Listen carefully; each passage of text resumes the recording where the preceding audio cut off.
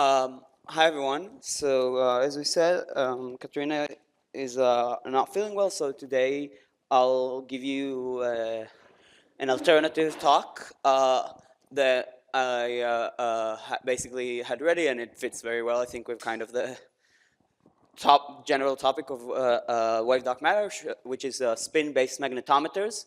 Um, the talk um, is probably going to be less than the full time, at which point I'll try to tell you a bit about how to understand quantum noise, and if there is even more time, I'll talk about something basically somewhat independent, which is the words you will need to be familiar with to do statistical analysis later in your career.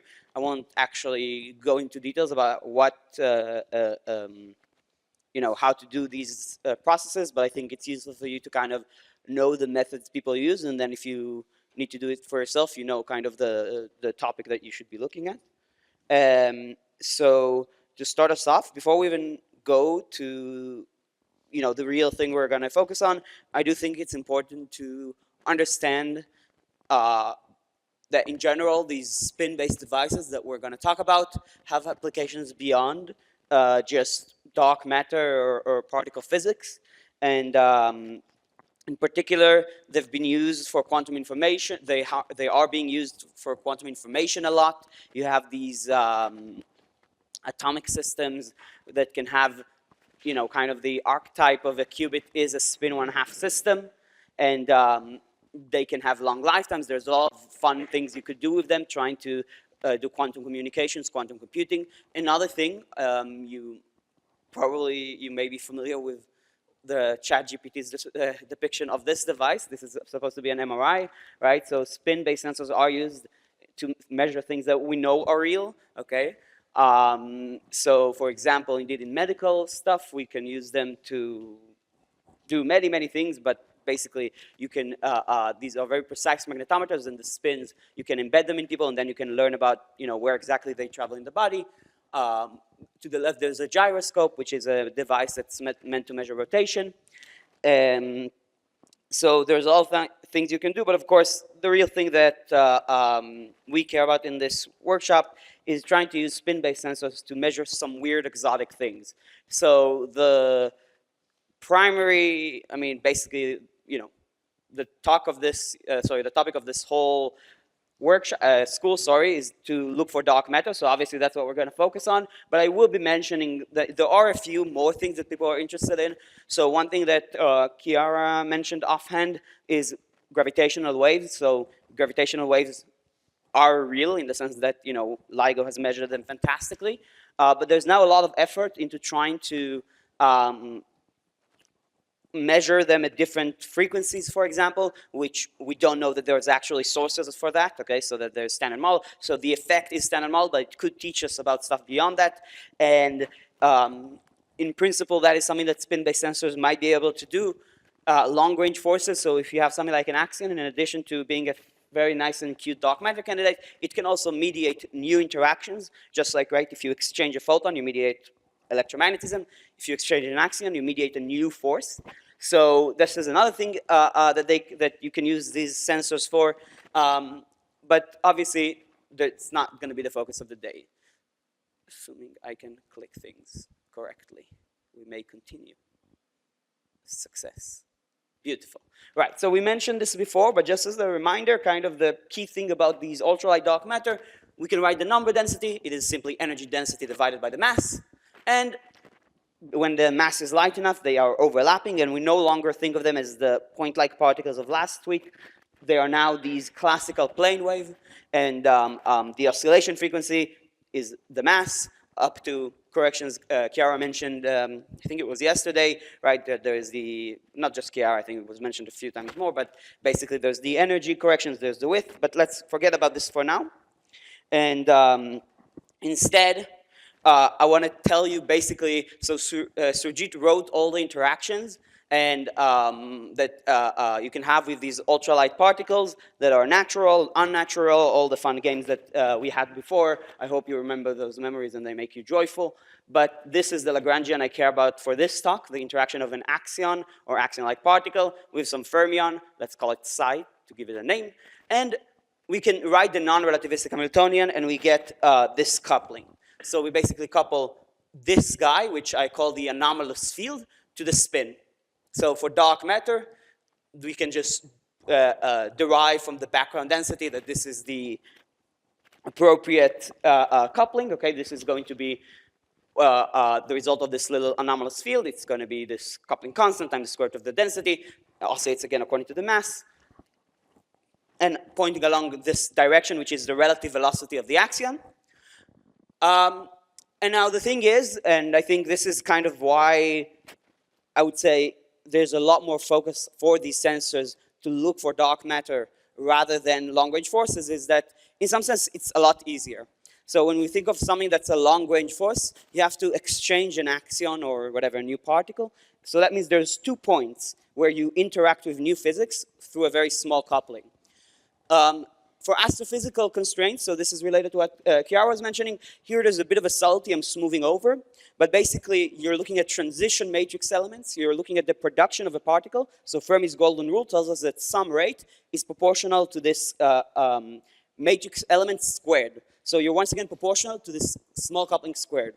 However, what's nice about having dark matter around us is that, you know, if we get this kind of interaction, then we basically have a linear energy splitting, right? The Hamiltonian is linearly, there's a linear energy difference between the spin that is aligned with this anomalous field and anti-aligned. So we can try to measure this thing linearly. Admittedly, again, there's a bit of a cheat here, but if you want to hear more about that, probably better at the end of the talk when I discuss the quantum noise.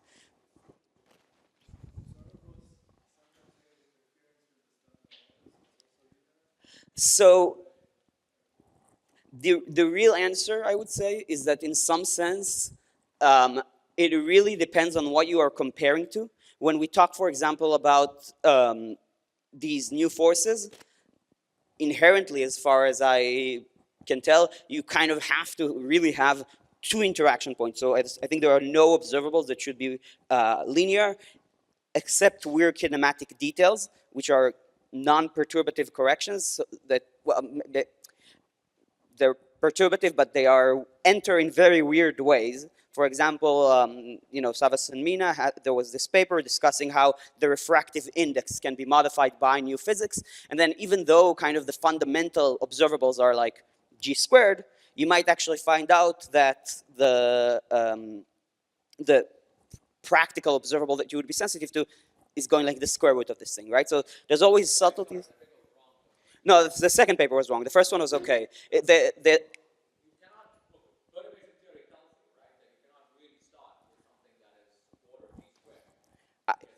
So this is why I said you're right that fundamentally it's still g squared. Fundamentally, there's nothing there that breaks it because the energy difference is indeed g squared. However, the statement is that if you care about relative velocities, because the velocity squared goes like the energy, right?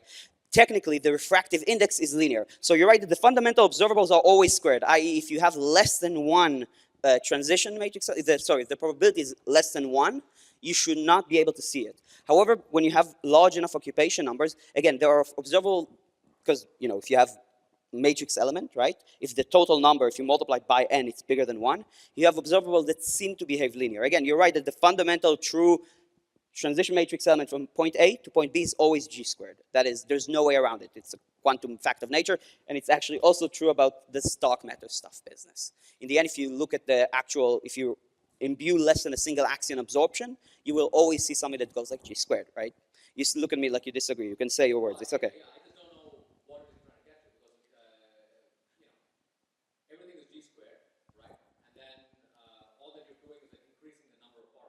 Yes. Where does the 1 over g come from? There's no 1 over g anywhere else, right? So at the end of the day, there's just a g squared times something, right? Yes, yes, but that times something also depends on g. And it's not like 1 over g. You're right. It's not like 1 over g. Right.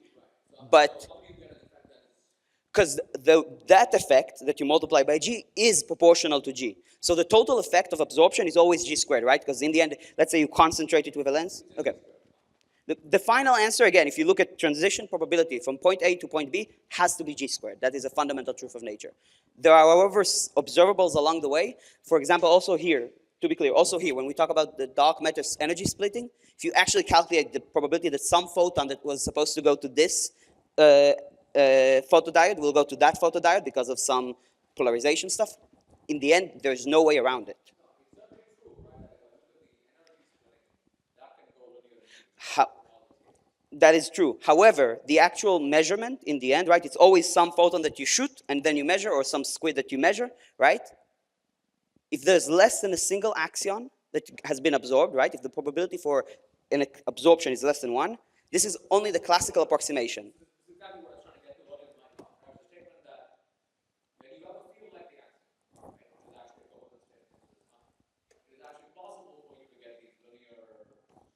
In the classical approximation.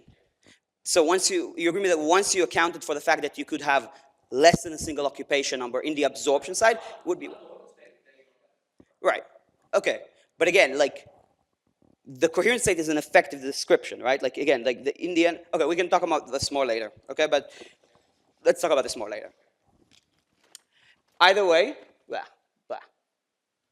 I do agree that effectively, when we calculate observables, and I will show you one later, for example, it will be linear in the coupling constant, okay? But PSDs will always be squared, the powers, right?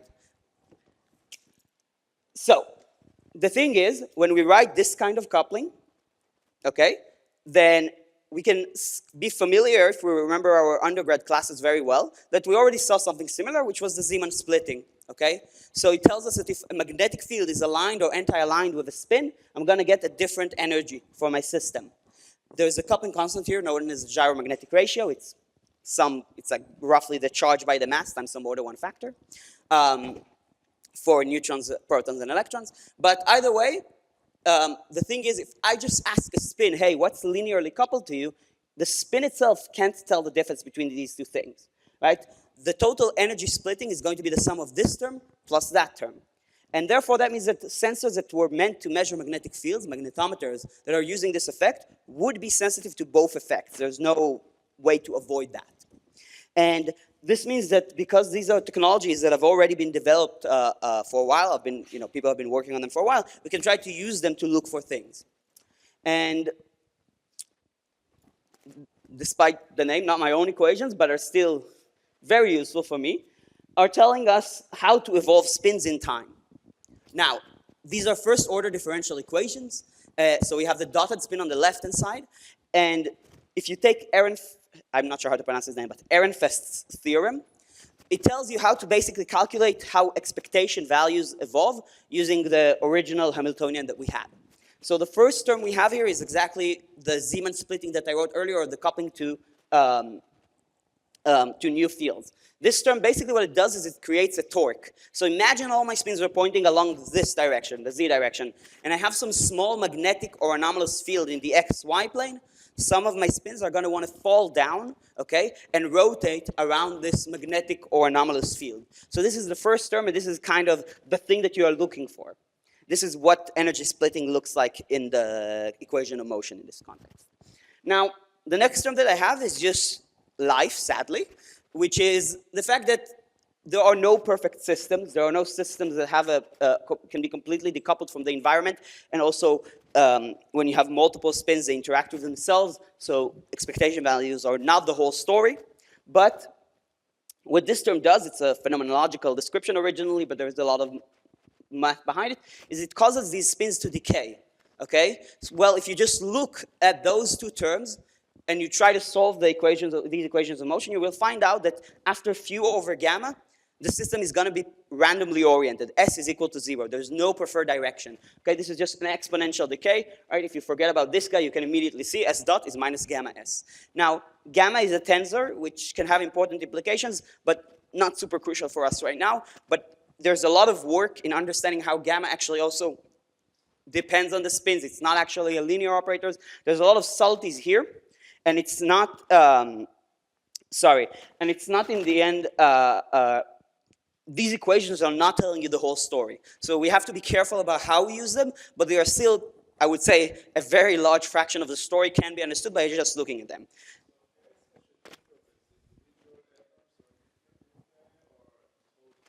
So the answer is it depends on the system you're looking at. I would say if you're looking at a single spin, it's okay to use this for a single spin. However, it is much more accurate, especially with this gamma as a phenomenological model, when you actually have this ensemble of spins and you're looking at the average spin. Now, the last term that I want to add here is a pumping term. Now, this term, in some sense, is kind of not fundamental, okay?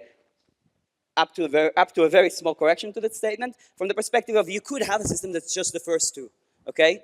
However, the problem is if I only have these two terms, as I just told you, if you weight phi over gamma, the system is randomly oriented. There's no more spins to be measured because the average spin is 0. So through a variety of means, and I'm pretty sure the next slide or in 2 slides I will tell you some of them, we can create this additional term that tells me this is a preferred direction. Now the spins are going to be oriented along this z-hat direction, which gives me kind of this preferred macroscopic direction. In many systems, you want to turn this on and then turn it off for the duration of an experiment. But you still need to somehow initialize the system, and it really depends exactly on what you want to do. These equations, again, are extremely useful for basically, I would say, almost any spin-dependent experiment that you would want. Is there any part of this equation that is not clear? This is why I spent quite some time on this slide, because I think it is important. Small b is what I called earlier the anomalous field. So this is what the dark matter does. No, why? It's very sad. This is small b. So if I have dark matter, there's a background density of axion-like particles that couple linearly to spin. So it's basically just like a magnetic field, up to some corrections we will talk about in a moment. And this means that basically, even if you turn off all magnetic fields, there will be something that will apply torque on your spins. Little b is this, what I call the anomalous field. Big B is actual real-world photon-based magnetic field. Nothing unique or, well, maybe a lot of stuff unique and cool about them, but not the kind of business that fundamental physics, elementary physicists care about. Right. There is a version of this talk without all the animations, and I thought that was the one I had here, but I was wrong. Either way, the thing is, so earlier I told you that I have this preferred direction, which is kind of something I apply, some kind of machinery that I'm creating behind the scenes. And the problem is that it is very often, I would say, not perfect from the perspective of it cannot polarize the whole system, it can have instabilities, it can do a lot of junk. So if I were to measure basically just the polarization along this thing, what I'm going to find out is basically how stable is this pumping term, this polarizing term.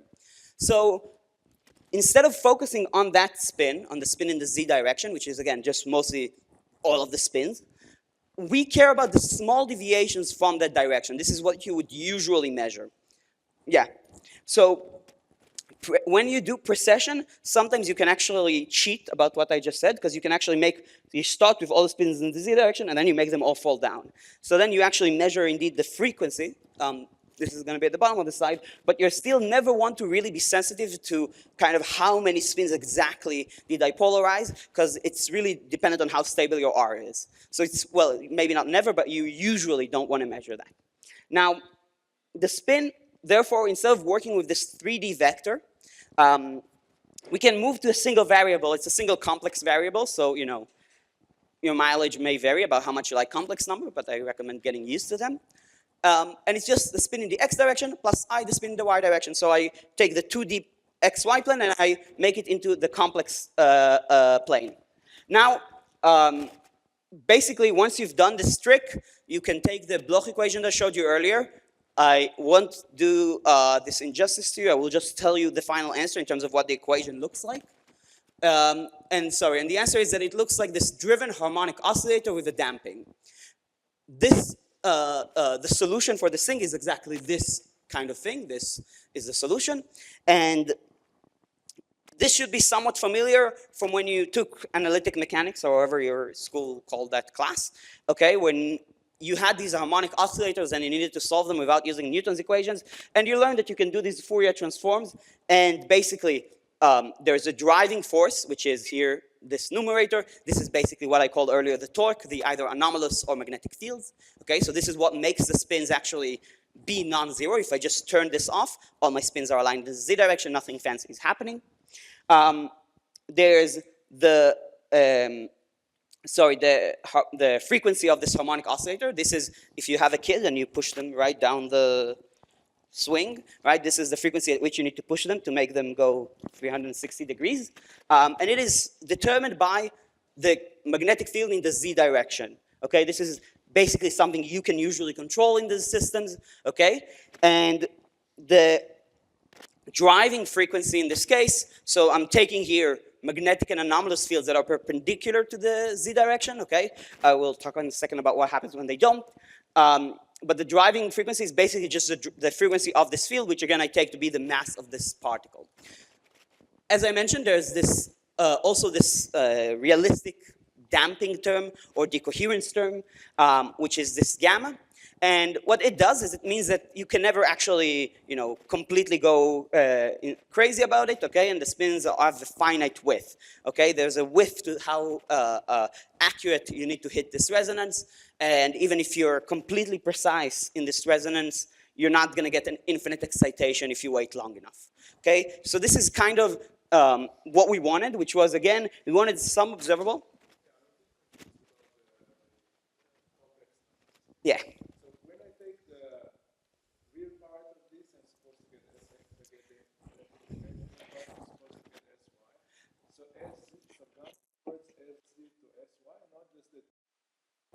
So this is the Fourier transform. So you multiply by e to the I omega t. So if you take this e times e to the I omega t, you're going to get that the real part is going to be like the cosine, right? The Sx. If you take a magnetic field, and a magnetic field, let's say, on resonance at the x direction, you're going to start by exciting, I think, in the y direction, because that's like the cosine, and then you're going to get to the sine, so this is the sine. However, because it's a Fourier transform, there's no dependence here on the initial condition. This is the steady state solution. So in some sense, the initial phase is kind of a random statement at this point. You seem like like I wasn't clear, sorry. Yeah, I don't quite see that. How do people mean that they go from some value of SZ to having no? So this is only Sx and Sy. I'm assuming the Sz, I keep the pumping on, so there's always more Sz coming. I had the equation before. I'm not doing anything fancy like turning off Sz for now. They are Z, sorry. Yeah, I always push them to, because otherwise it's slightly different equation. X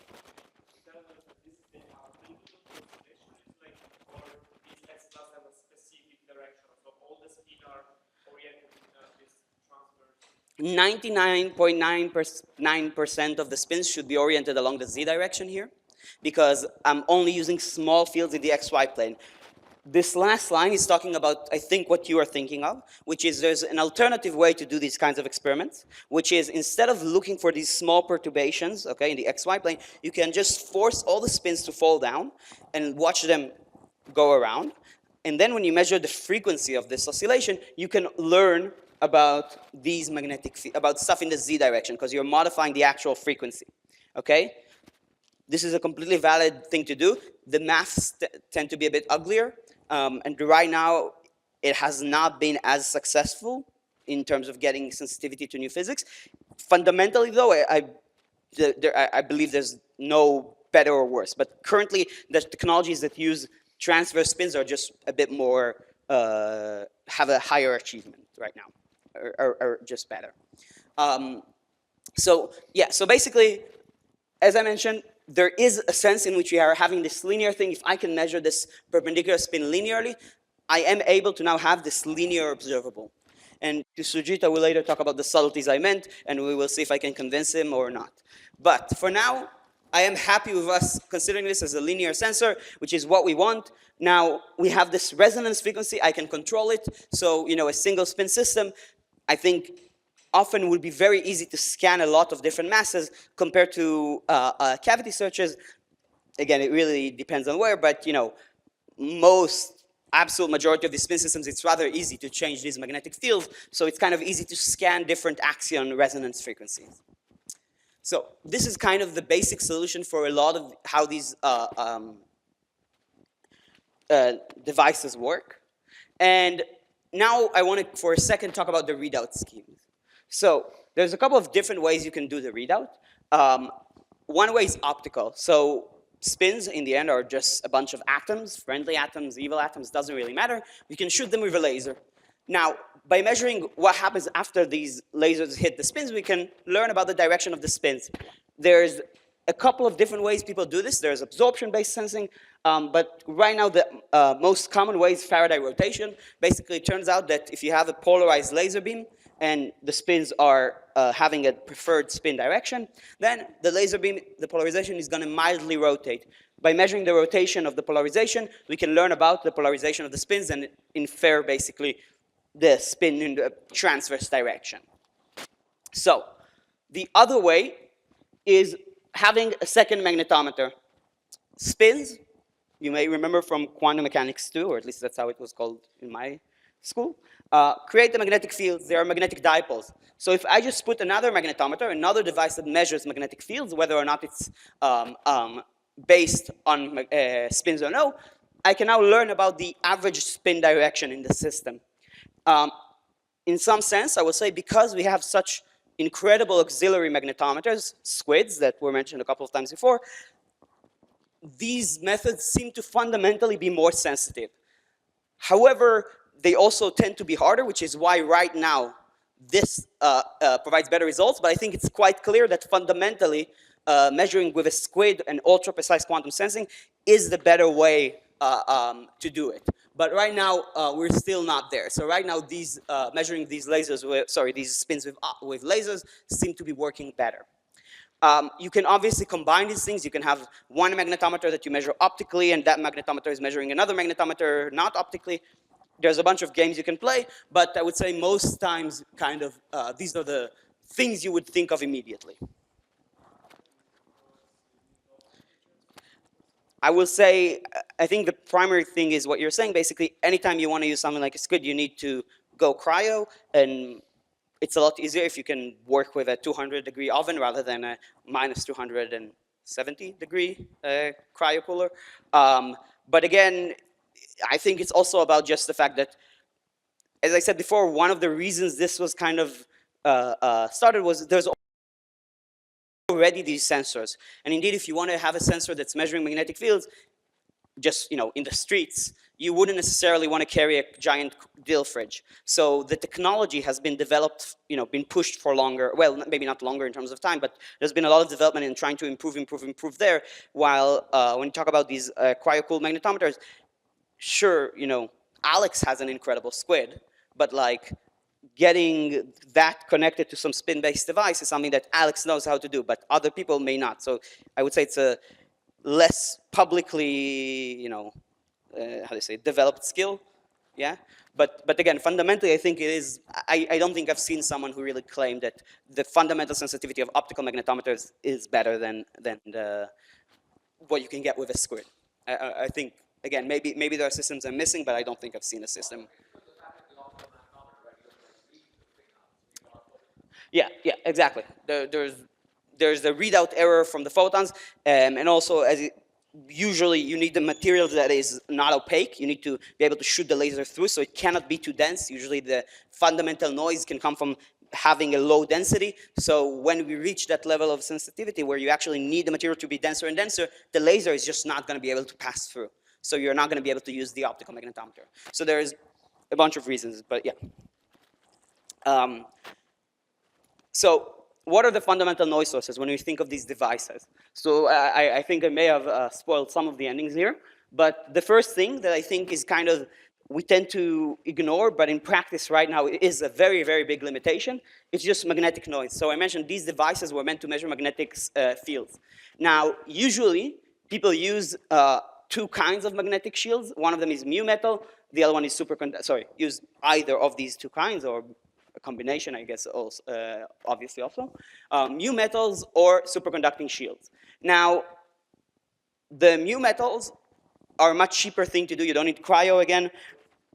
Mu metal is a material with a very high permeability. I think permeability is the mu one, right? There's permittivity and permeability.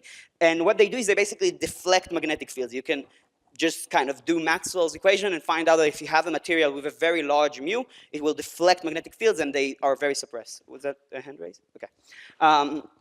So they are, however, again, usually used in finite temperature settings, which means they have fundamental thermal noise. And this is the rough scaling of the magnetic noise. People can use other materials such as ferrites, and they put them inside. You can get lower noise, but I would say this is kind of the order of the magnetic noise that you get, and this is kind of fundamental. So it's incredible that your fundamental sensitivity of the magnetometer is 10 to the minus 57 femtotesla per square root hertz. But that doesn't really help you if there's just an actual real-world background that you don't know precisely. By the way, I'm not sure, have people explained why you would see here 1 over square root hertz? Is that a thing you saw in previous talks? So, okay. I think this is a worthwhile aside. When we discuss noises, not just here, by the way, in general, let's say I plot for a second some kind of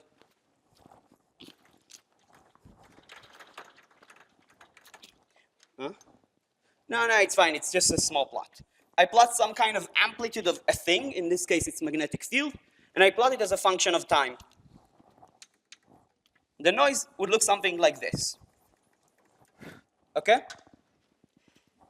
That thing is random noise, right? When I talk about noise in these contexts, I usually mean something that has no kind of average, for example, in this context. And this thing, indeed, it goes up, goes down. Maybe I should have plotted it a bit more randomly, but whatever. If I were to measure this thing, and I'll take the average value, okay? And this thing is truly random. Is it called drunken walk in English? Random walk, sorry. So,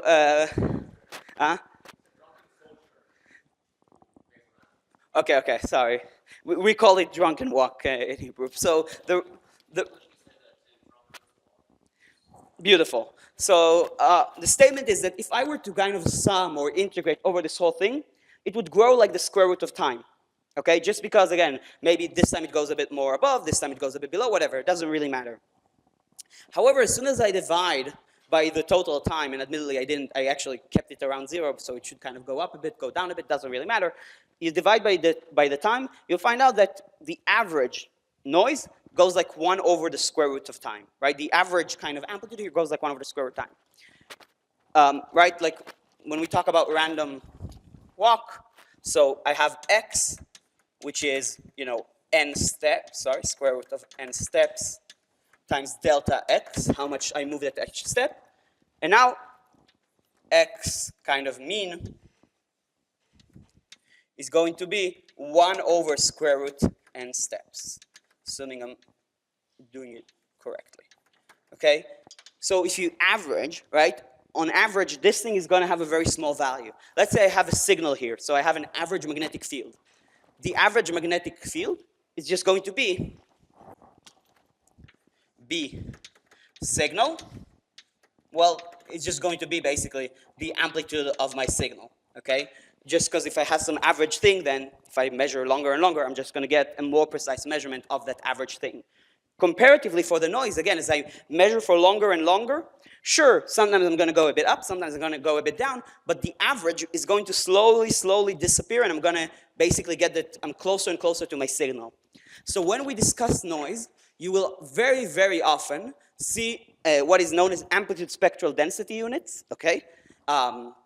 Which are kind of the unit you care about. So this is magnetic field, so we measure it in Tesla. Femto is just 10 to the minus 15 Teslas. And you divide it by square root hertz. And what this means, if I want to actually know what is the magnetic field I will measure, okay, under this noise, I need to divide by the square root of the measurement time. So if I wait 1 year, okay, I need to take, let's say it was 1 femtotesla, so it would be 1 times 1 over square root year. Sorry, it's femtotesla times 1 over square root year times hertz, where hertz in this context is just 1 over 1 second. So if I measure it for 10 years, I'm going to get an even smaller average magnetic field, because again, the longer you measure noise, the more precisely you can see that it actually averages to 0. for random walk noise. There are other kinds of noise.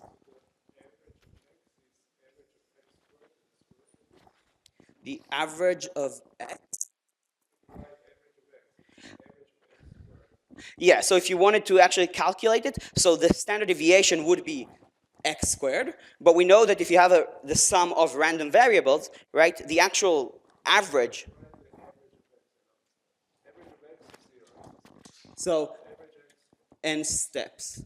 This is this is an instance of the averaging. So if I were to run 1,000 experiments, you're right that this one is going to be plus this thing, this one is going to be minus this thing. But on average, they will each have some order 1 parameter divided by the square root number. This is the precision that you have as you measure things. The first line, you're right that this is all. Oh, now I see what you mean. Yeah, this would be. Well, the goal here is kind of to see the integral dt of x. This is what I meant here. So if I were to measure dt once, kind of, if I measure this thing, then I'm going to get the square root number of steps. Because, again, you just sum over all of these kind of things. Right? Or I guess it's actually even, I don't need to integrate in this case, because I just did it like this. It's actually just the expected x at some random point. The drunkard has walked square root n away from the center. Sorry, yeah, it's even with us, it's just some instance of x in this context, sorry. So this is in general something, whenever you see these kinds of units, okay, maybe not whenever, maybe there are some weird scenarios where it's unrelated, but this means that if you want to understand, what is the actual magnetic noise you will measure over some period of time, you take this number and you divide it by the square root of time. Okay, and this is also why, again, if I compare it to a signal that's fully coherent, if this thing goes like 1 power of the coupling constant, we would say that this thing, is linear in the coupling constant, that thing goes like 1 over square root t, so the sensitivity improves like 1 over square root time. This is a very common thing for these ultralight dark matter experiments. Once the signal becomes incoherent, things become more complicated, but let's put that aside for a second. So this is one noise source. Now, the other noise source, so this is very much, Sujit was mentioning earlier about, what goes wrong with the optical. Yeah, of course. Yeah, we can do very, very precise magnetometers. It is true. Well, I mean, you can buy them. I think the mu metal would cost you like a few tens of thousands of dollars, and then you just put them here, and that's inside of it. This is going to be the noise. Whether you can actually measure that noise is a different thing. Right? You need to also have a device that is more sensitive than that noise in order to measure it.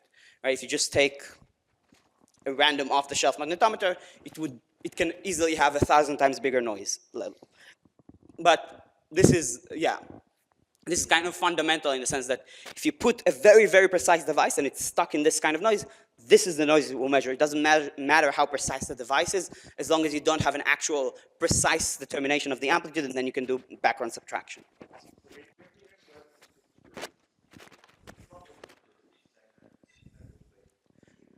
So the signal is just an average. So in this case, again, I'm comparing the average signal. It's just the same at every point, right? Like, let's say that the axion, if I go all the way back, but it was some kind of amplitude. That amplitude is just the average amplitude you would expect to see if you wait X amount of time. It's lower than the coherence time. So it's, no, it's time independent. The average is time independent until you reach the coherence time. What you get square root t, 1 over square root t, right? This is a common thing in these kind of experiments. So the readout noise, I put here question marks because it's really hard. It really, really is very, very system dependent. So I think it's kind of hard to just give you, this is roughly what it is. In squids, for example, it can be like, if you use an auxiliary squid, it would be like, Alex, I think, gets 0.1 femtotesla per square root hertz.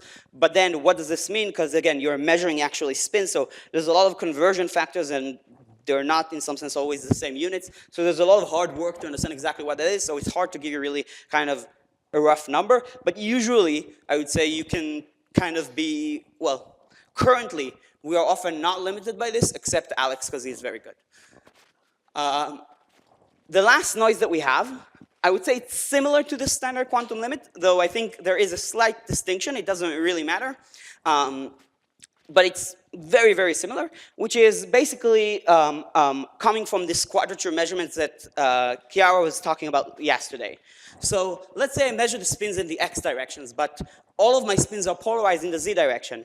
These two things do not commute. So when I measure the spin in the x direction once, and now they were supposed to be in the z direction, I have quote unquote collapsed my system into this operator that is not where it wanted to be, where it was actually oriented along. So whenever you measure spins not along their polarization direction, you can you create this noise. You create this, again, atomic shot noise or spin projection noise. It has a bunch of names. Sometimes, again, people also call it the SQL. And the thing is that this noise, very roughly speaking, it would scale like 1 over this gyromagnetic ratio, and that is just because of the fact that we use magnetic units, and this is how you convert from kind of noise in number of spins to magnetic unit. It's kind of a proportionality factor. The more important thing is this kind of square root. So this square root is basically telling you that if you have a very, very small decoherence rate, this gamma, then you're going to get a much more sensitive device. Your atomic shot noise is going to be lower and lower. 1 over square root number of spins is because basically if I have an infinite amount of spins, there wouldn't be a quantum noise. The system is basically classical in the continuum limit. So the more spins you have, the less this thing is. And often, depending on the, the paper you will read, you will see, oh, this is what the atomic shot noise is compared to my readout noise. And then, however, if I make more spins, I can kind of lower it even further, because indeed, in some sense, by making the system denser or bigger, okay, you measure a bigger region, you can try to reduce this. There's also these, but I would say these are usually kind of the 3 fundamental sides of what you would need to improve in order to get a more sensitive measurement. So,